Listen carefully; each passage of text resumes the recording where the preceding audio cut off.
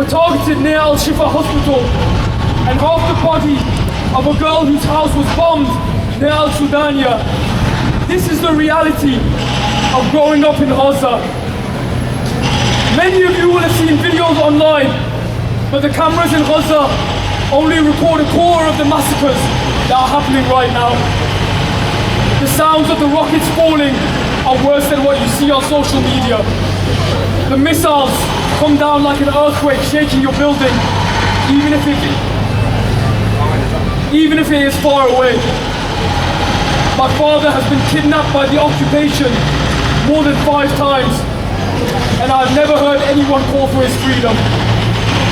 He was shot in the face, and everyone thought that he was martyred, and I've never ever heard anyone condemn this. After these long, blood-stained years, I was convinced that this world does not care about Palestinians. During this aggression, everyone heard the spokesman for the occupation army say they are human animals. Since Israel started attacking Gaza, many of my friends have been killed. They are not just numbers. Here are their names: Ahmed, Muhammad, Abu Yahya, Abu Yasser, Suleiman, Ahid, his wife, his children, many others.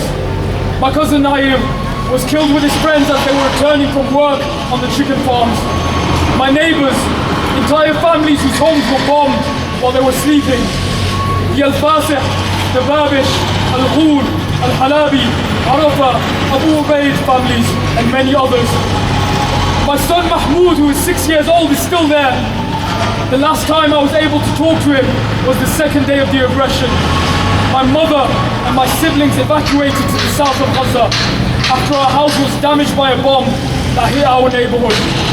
But my dad and the rest of my family stayed behind. They refused to leave the house and submitting to the occupation's plans to displace us. The most terrifying time of my life was when Israel bombed the people who were fleeing to the south after they were displaced. I was convinced that they had been killed, but alhamdulillah, they survived it. My 13-year-old brother said, "Tell them we want the basic human rights, just water, food, and medicine. Tell them we just want them to stop killing the children." The people of Gaza are not asking for the UK support with weapons or tanks, as you did for Ukraine. Right now, all we are asking of the international community is a ceasefire, and for the occupation and for the persecution to end. From the river to the sea, Palestine will be free! Gaza has the right to live, and the Gazans who have been deprived for years of the basic needs of life have a right to be treated as human beings, because we are human beings, and our children deserve to achieve their dreams. I don't know what I can add to that. I don't know what I can say after that statement, because if that doesn't hit you in your heart, if that doesn't fill your eyes with tears, if that doesn't push you to act, if that doesn't push you to call out politicians, to call out people who sit in silence and ignorance, then I don't know what will. From the river to the sea, Palestine will be free! From the river to the sea, Palestine will be free! From the river to the sea,